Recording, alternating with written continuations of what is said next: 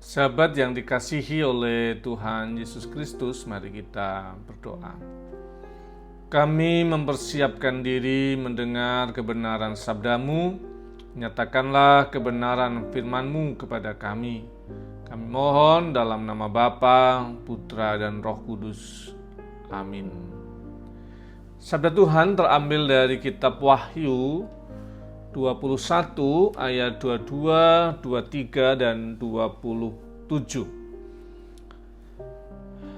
Dan aku tidak melihat bait Allah di dalamnya, sebab Allah, Tuhan yang Maha Kuasa, adalah bait sucinya. Demikian juga anak domba itu. Dan kota itu tidak memerlukan matahari dan bulan untuk menyinarinya, sebab kemuliaan Allah meneranginya, dan anak domba itu adalah lampunya. Tetapi tidak akan masuk ke dalamnya sesuatu yang najis, atau orang yang melakukan kekejian atau dusta, tetapi hanya mereka yang namanya tertulis di dalam kitab kehidupan anak domba itu.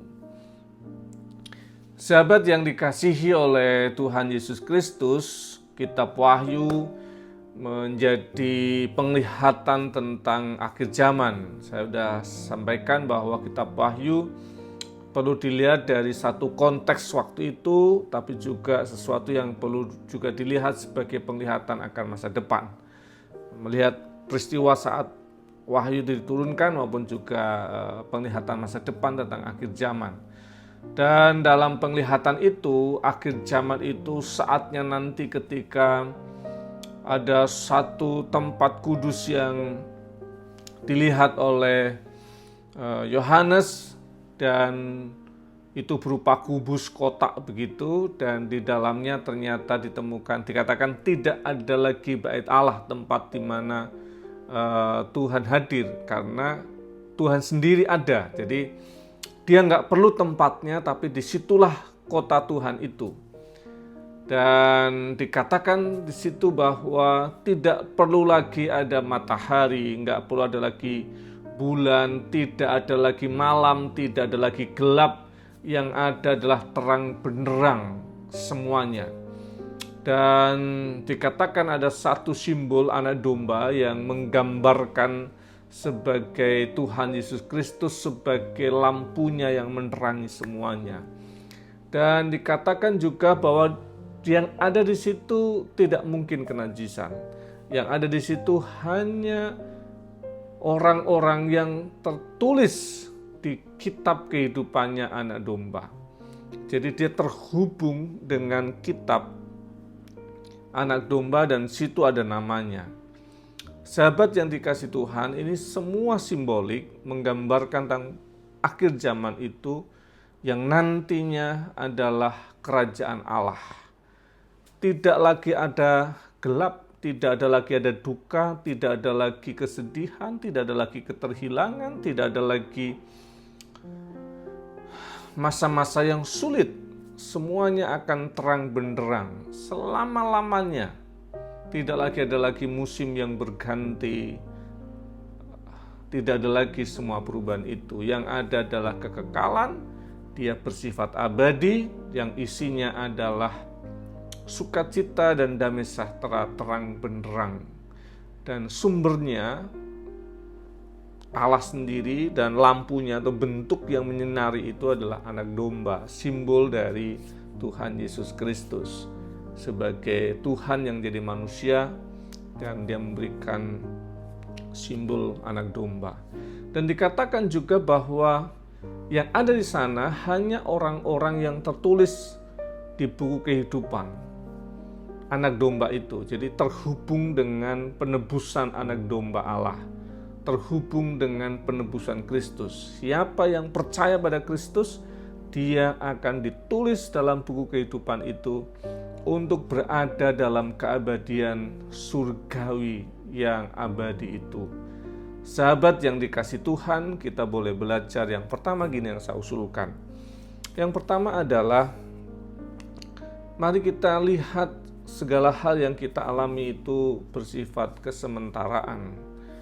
Dan ada masa yang kekal yang tidak akan terakhiri dengan waktu. Dan keabadian itu yang akan menjadi tujuan kehidupan kita. Kesementaraan hari ini menolong kita untuk menghayati setiap keadaan. Makanya ada cerita di mana seorang raja ingin membuat cincin yang di situ dia minta supaya pengrajin dan pembuat cincin itu bisa menuliskan sesuatu yang akan menjadi dia lebih berhikmat. Dan dengan susah payah tentunya cincin itu dibuat dengan satu tulisan, semua ini akan berlalu. Dia pakai tapi nggak ngerti harus ngapain gitu ya. Sampai suatu saat raja ini berada dalam pilihan-pilihan yang sulit, dalam pengambilan keputusan yang penuh dengan dilema. Dia penuh dengan persoalan yang harus dia selesaikan, dan ketika dia merenung dan memegang cincin itu, dia ingat tulisan di cincin itu, semua ini akan berlalu. Dia lebih bersemangat lagi akan berlalu.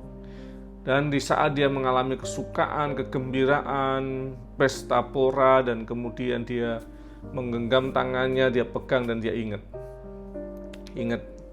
pesta ini akan berlalu, kekuasaannya akan berlalu, maka saya harus siap untuk situasi yang akan berlalu dalam kesementaraan.